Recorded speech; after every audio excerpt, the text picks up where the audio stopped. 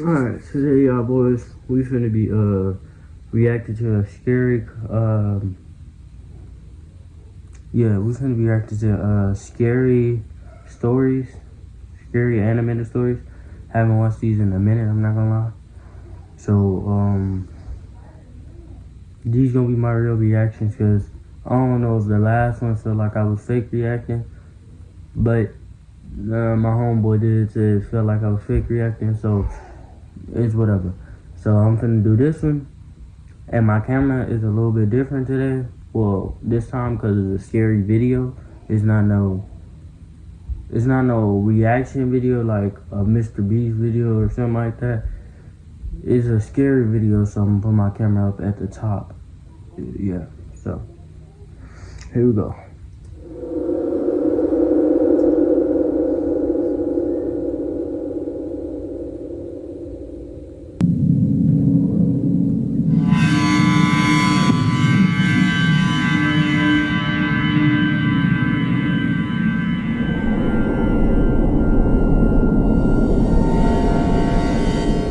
I've lived a long enough life to have heard and seen a lot of unusual things. Of course, having spent many of my years in it in the state of Florida, I've seen firsthand on several occasions why the infamous Florida man is always making headlines across the country. Heck, I could have been one of those Florida men back in the day. But I can tell you without a doubt that no matter how steeled you think you've become against the surprises life throws at you, you're never invincible. Life always holds the power to shock you to your core. I mean, take me for example. I spent my years in the military, and I've spent my years on the streets, drifting between one rock and another hard place. But no matter what messed up stuff I have to see go down or deal with, I always bounce back. Well, almost always. Out of everything I've seen, only one thing made me lose my cool. And I think it was just the sheer unexpectedness of it. Just that I didn't think anything like it could ever happen in broad daylight in the middle of the city. But there's no denying that this happened. Everyone knows about it these days. It was a nice sunny day in Miami. I was making my way across town down the concrete mess of a highway, just to get out of that part of town I'd been in for the last few weeks. I'd never owned a car, so I was taking my bike down the shoulder. Except I wasn't riding it. I hadn't been sleeping well, and the night before I didn't manage to catch any sleep at all. I was honestly too drowsy to pedal in a straight line, so I was literally just walking my bike down the shoulder of the road. There was a sidewalk next to me, but it was on the other side of a concrete barrier, like the ones they use to divide directions of traffic on freeways. I could have hopped it on foot, but not with my bike. I don't know exactly how I'd ended up sandwiched there between the cars and the concrete, but after what happened later, I'd take that way again over the alternative. The sun was getting high and bright. It was starting to hurt my eyes. I squinted ahead and saw that there was a bridge down the way, a nice wide overpass to provide some shade. I started to quicken my pace, which felt pretty silly given that there were countless cars flying past me. But between the deafening whoosh of each vehicle passing, I kept thinking I was hearing something. Something that sounded like the shouts of a heated argument between drunk people. That's the problem with you. It's slowing all this down. That might not be something you'd expect to hear in the middle of the day in your town, but in Miami, it's more than common. But I couldn't help but think it sounded a little unusual. I figured that sleep deprivation was screwing with me, and pressed on. But as I got closer to the bridge, the shouting grew louder. It sounded more like screaming, but there was some other tone in there, like a growling rabid dog. Every time I thought I was about to decipher it, a car would blow past me. Then, the sound would change. By the time I got to the bridge, my curiosity was piqued. I could definitely tell where the noise was coming from, straight ahead of me. Just a few more yards under the shade. I peeked over the edge of the barrier onto the sidewalk and saw two hairy pairs of men's legs sliding around together on the sidewalk. I instinctively darted my eyes away, not wanting to see much more above the thigh level. These experimenting people need to get a room. What are they thinking? Doing... Whoa, why he said it like that? Did he get punched and he smashed him, bro? Yeah, I think he thought they was smashing or something, so I'm gonna continue though. Stuff like that on the side of the road in the beating sun. Well, obviously no one cares because no one's stopping. Just another day in Florida. I did my best to keep my eyes to myself as I passed under the shade. I was thankful for the break from the intense light, but beneath the underside of the road above, some strange sounds began to echo, forcing me in for another look. This wasn't an act of... Oh! Bro, that literally scared me for real, bro. Dude, I actually got scared, bro. I was not planning on actually getting scared. Bro. Dude. What the bro? Yo.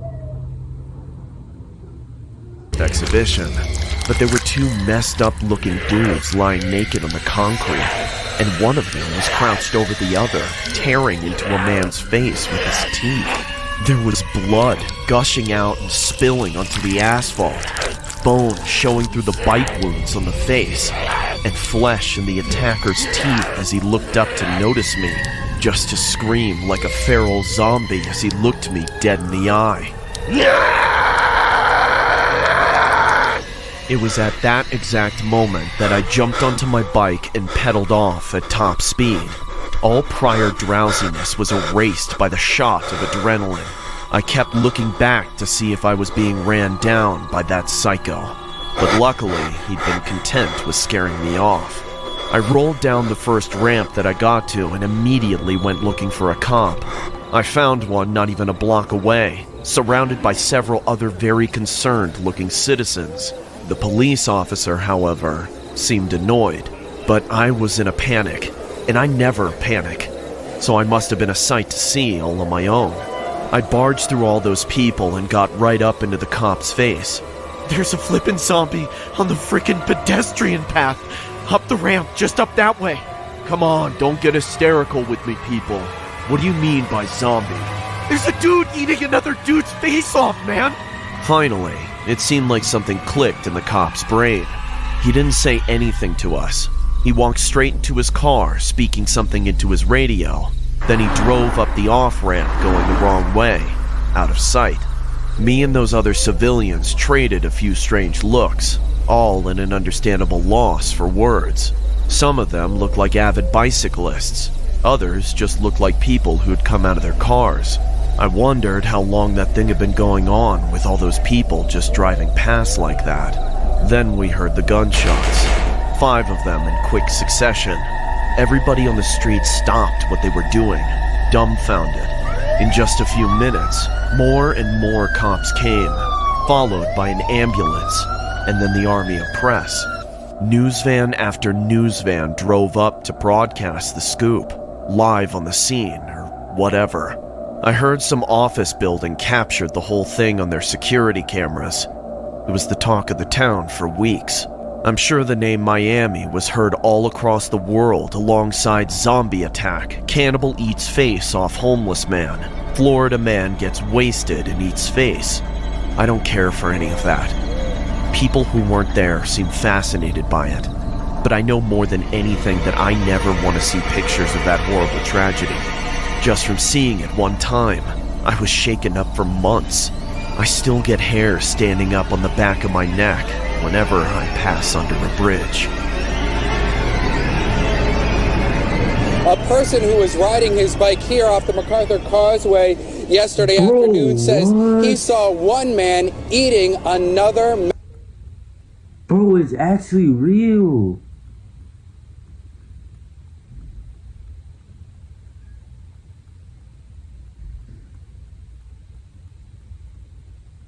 Man alive. You're about to hear from the Miami man who had his face chewed off. My face is all patched up. My eyes got plucked out. And ignored the officer's orders to stop eating the other man's face.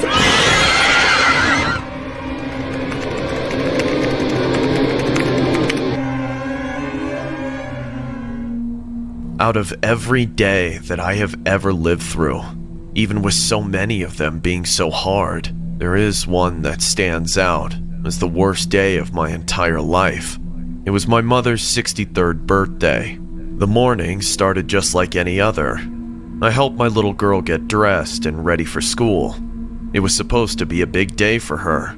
She had been practicing for her school spelling bee for weeks, and today was the day. The two of us were about to walk out the door when my husband grabbed me on the shoulder and stopped us before the door. You can't let her go to school looking like that. She looks unkempt. What will people think when she's on stage? I was going to just accept that he was right and change our daughter into some different clothes, but my mother, who was living... Bro! Dude, they gotta stop doing that, bro. Like, look at this lady in the background. Bro, this stuff scared me, bro. Dude, they gotta stop doing that, bro. Living with us at the time had a bit of a grudge against my husband, and she wouldn't have it. It was her birthday after all.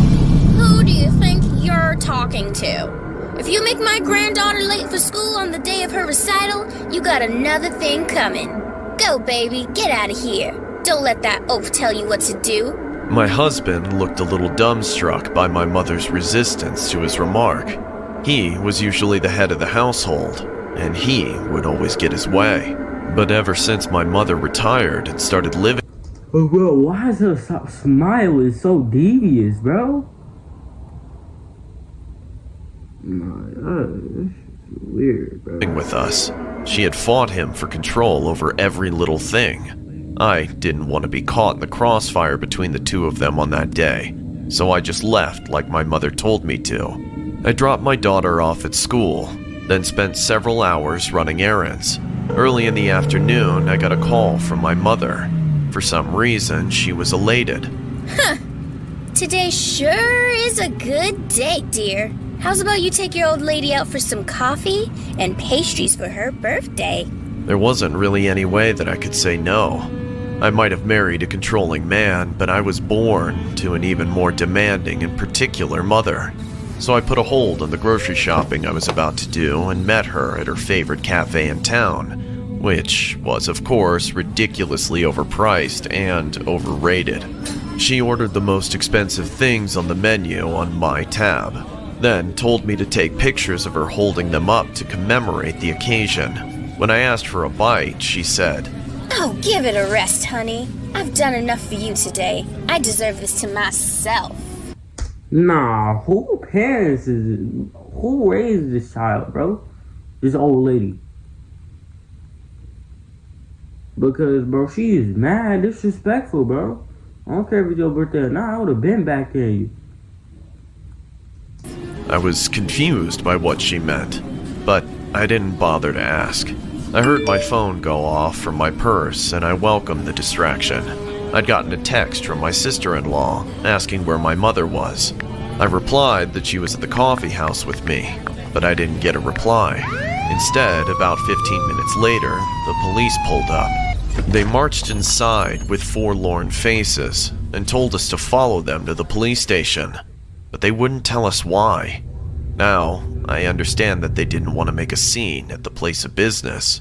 When we got to the station, we were met by a man in a suit who spoke to us softly. "Hello, ma'ams. I have some very unfortunate news. If you would, I'd like to talk to one of you at a time in this room here. The other can sit in the waiting room with your family." Oh, let me go first. It's my birthday. Why you would be excited to talk to the police and it's your birthday, bro? This old lady got me suspicious, like she murked the, I feel like she murked the husband, bro. But that's only my, assumptions. Yeah. "Sure. Come with me, ma'am." And so, my mother disappeared into a windowless room with that man, as I was ushered into a larger waiting room, where I found my entire family of in-laws sitting in quiet, sobbing despair. I asked them, Do any of you know what's going on? but none of them answered. They just looked at me with daggers in their tearful eyes. Confused, I found a seat away from them, up against the wall that was shared with the room my mother had just been taken into. I was soon to find out that that room was purposed for interrogations and had an extremely thin wall. Something terrible happened today, ma'am. Your son-in-law has passed away. Huh? What'd you say? Your daughter's husband has been killed. Nah, you mad disrespectful. You cackling after they just told you your son-in-law died, bro. Man, something wrong with this old lady, bro. Like, dead serious, bro. Something wrong with this old lady. She's cackling while her son is literally dead, bro. Her son-in-law. But...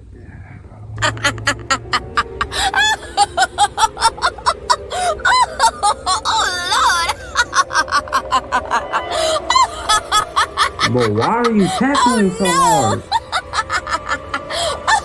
Oh no! In that moment, my world collapsed. I'd just seen my husband alive a few hours ago, but now, he was gone. I couldn't think of a single person who would want to hurt him, but then it hit me. The last person I'd left him alone with was my own mother. So he's dead? Yes, he was killed. He was shot 12 times in his own home. Yay! No, she is disrespectful. Bro, y'all did not just hear what she just said. Bro said he was shot 12 times and she gonna say yay. Bro, she is disrespectful, bro.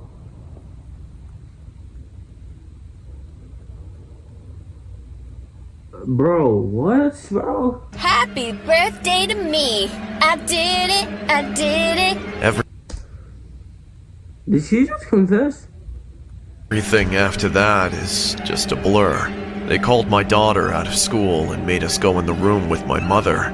I remember her saying something like, Aren't you so happy, baby? You're free now. No more of that jerk hanging around. but there was nothing I could say.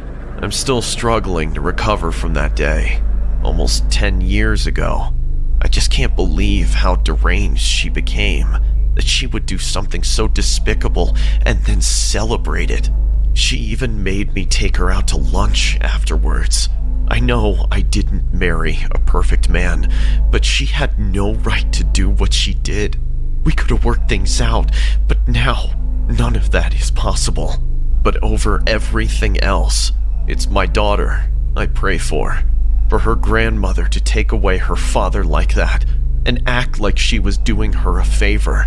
I just don't understand what snapped in that woman's mind. What did you think of him? Okay, and why do you say that? Bro, this is real too, bro. You didn't like him. I want to tell you that just within the last 30 minutes, the judge did rule that there is now enough evidence for Cynthia Sitabaca to stand trial for murder. Is he dead? You tell me. Gotta be dead. Is he dead? He's dead, man. Oh, thank you, thank you, thank you, thank you. Bro, thank what? You. Oh boy, oh boy. Good. Oh, thank you, thank you. Did you check to see if he was doing it? I didn't care. Dude. Alright, my phone had one dead, so that's why I stopped recording. But, we finna get started back because it was on the third story, but them stories was kinda not scary. So I went to go see if I can find something that's actually a little more scarier. So yeah, we doing that. For the third story, this is the last story. So once this story over, the video going end. But every Friday, I'm gonna try to do a couple of scary stories about like 45 minutes long, something like that. Cause this is probably gonna be like 20 to 30 minutes long, depending if I cut out all the button parts. Yeah, it's probably like 20 to somehow minutes long. But anyways, yeah, let's get back into the video. My name is Brandon White, and I used to get food from the McDonald's restaurant close to my house every day. A couple of months ago, I walked in to get something and was attended by a new female employee named Mary. She was middle-aged, had short brown hair, and was slightly overweight. While I waited for my order, she tried to get to know me, making small talk. I didn't mind at the time. She seemed nice, and there was nothing odd about our conversation. After giving me my sandwich, I left, not knowing that visiting McDonald's that day would lead to my biggest mistake ever. The next few days after meeting her weren't that different from the first. But as more days went by, I began to notice something strange about Mary. For starters, Mary was always the one taking my orders. This was unusual for McDonald's. To make things worse, the conversations she tried to have with me only became weirder and left me uncomfortable in most situations. She would say strange things like how I looked so sexy and tasty, and sometimes ask me questions that no employee should have been interested in. Everything about Mary's behavior was odd. She looked almost 10 years older than me and didn't strike me as that sort of person in any way. Eventually, I began visiting another McDonald's far away from my house, deciding against reporting Mary and getting her fired. A couple of weeks went by, and one day, I walked into the new McDonald's and saw Mary working at the counter. I was shocked and expected her to tell me if she was filling in for someone, but instead, Mary acted as if she'd never left the old McDonald's and didn't address the situation at all. She resumed her usual attempts at small talk and disturbing remarks, but I simply ignored everything she said, got my order, and left. I decided not to go to McDonald's for a while, and only had it when a few friends placed orders at their apartments. I didn't know if Mary still worked there, but I wasn't eager to find out. One afternoon, while walking home after getting groceries, someone suddenly bumped into me out of nowhere, and most of my groceries fell.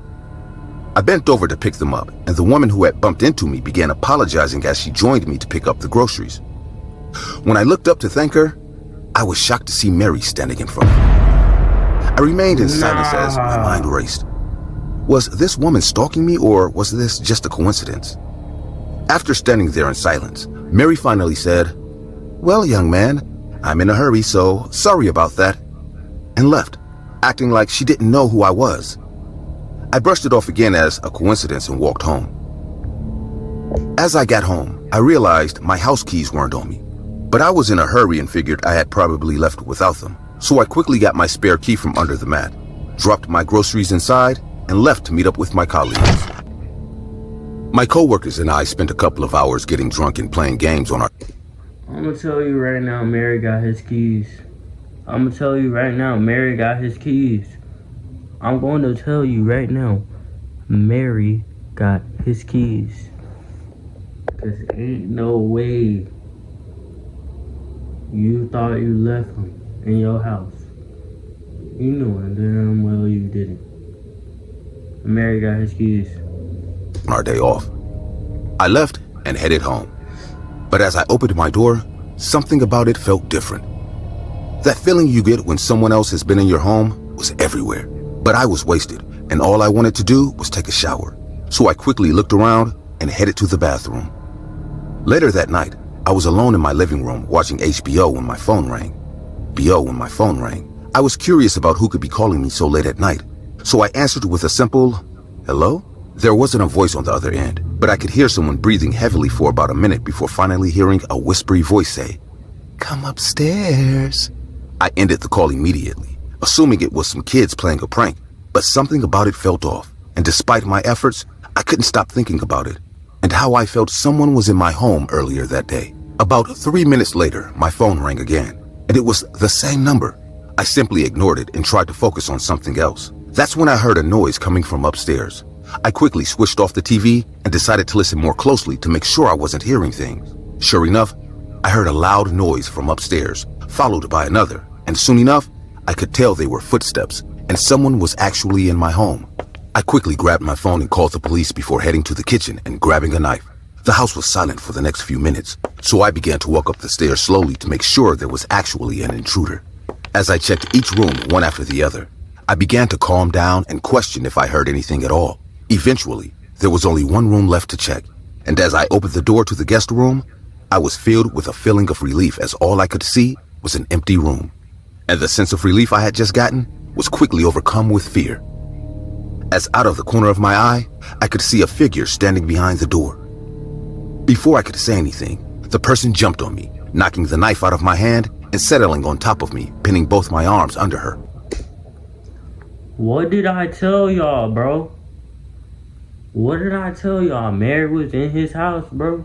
Mary had his keys. She's a weirdo. Bro, make sure y'all watch out for people like this, bro. Weirdo, bro. In that moment, all I could feel was terror as Mary looked me dead in the eyes before proceeding to grab the knife I had dropped. Mary slowly brought her head closer to me and began to sniff me, like she was taking in deep breaths. My skin began to crawl, and I began to struggle to get free, but there was no use, as Mary was a lot heavier than I was. She eventually stopped sniffing me and proceeded to say, "Oh, I missed you so much, baby. But you've been avoiding me lately. You looked so tasty today. I had to see you. And well, now I have to take a little bite." She smiled.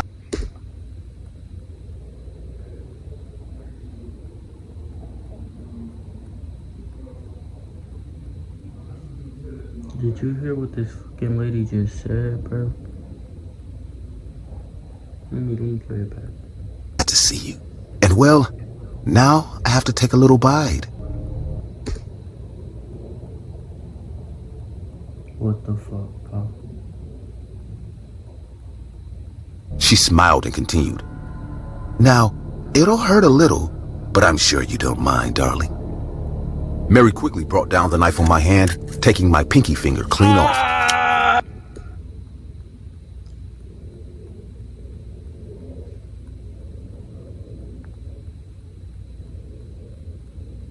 The pain shot through my body, and I couldn't help but let out a piercing scream. Blood began to spill everywhere, and Mary couldn't hold back her laugh as she threw my finger in her mouth and chewed it down until nothing remained. At that point, I had begun to close my eyes as I slowly lost consciousness from the pain. That's when Mary said, "No, baby, don't do that. I was just about to have one of your tastier parts." She then proceeded to hold my eyelids open as she lowered the knife slowly towards my eye. Before I could begin to plead with her, police sirens filled the air, and I was immediately filled with relief. Mary quickly got off me and pointed the knife at me, saying, "No. How did they find out, baby? You didn't call them, did you?" One look at the woman in front of me, and I could tell she was absolutely crazy. She began pacing the room and was visibly worried, so I decided it was better to play into her game than act out, as I already knew how far she was willing to go. "I'm so sorry. I didn't know it was you waiting for me, so I called them. Just let me go down there and send them away, and I'll be right back." Mary looked at me with what seemed to be relief, and I could tell she truly believed what I had just said. She replied, "All right, honey, be quick now," and lowered the knife, letting me leave. I bolted downstairs with one thing in mind: get as far away from Mary as I could. As I stepped out of the house, I was met by a group of officers. They asked if anyone else was in the house before storming in and exiting with Mary in the next few minutes. Mary was taken away in tears as she screamed at me for betraying her and not keeping my word, confirming to the police that she was completely crazy. In the last few days, I've been informed by the authorities that Mary is wanted in several states for multiple counts of rape, assault, and suspicion of cannibalism. Rape, assault, and cannibalism, whatever that word is, where you eat humans or eat your own kind. Nah, and we just seen her eat a finger too. I was lucky enough to be the only one of her victims to survive her ordeal. That encounter still keeps me up at night, and I haven't been able to stop thinking about the first time I met Mary in McDonald's. I hope my story has helped you all realize that we really know nothing about the people who serve us and our families at McDonald's. In my case, I met a crazy serial killer who posed as a happy-go-lucky woman, but in your case, it just might be the devil who hands you your Happy Meal with a smile on their face. I ain't gonna lie, y'all boys. That's the end of this video. And hope y'all boys like and subscribe, and hope y'all actually like it. Because my last video, I ain't gonna lie, it was kind of ass. I'm not gonna hold. Barely had any reaction. It seemed like the reaction was fake, but it was really genuine. But still. Hope y'all like and subscribe, and I guess I'm gonna catch y'all boys in the next video, to be honest, because I'm gonna be posting consistently, because now I can really post all the time. I really have no excuse not to post. So I'm gonna have a video most likely for every week. Well, for every day of the week. If I don't post, I mean I just don't feel like it. But other than that, I'm gonna catch y'all boys in the next video.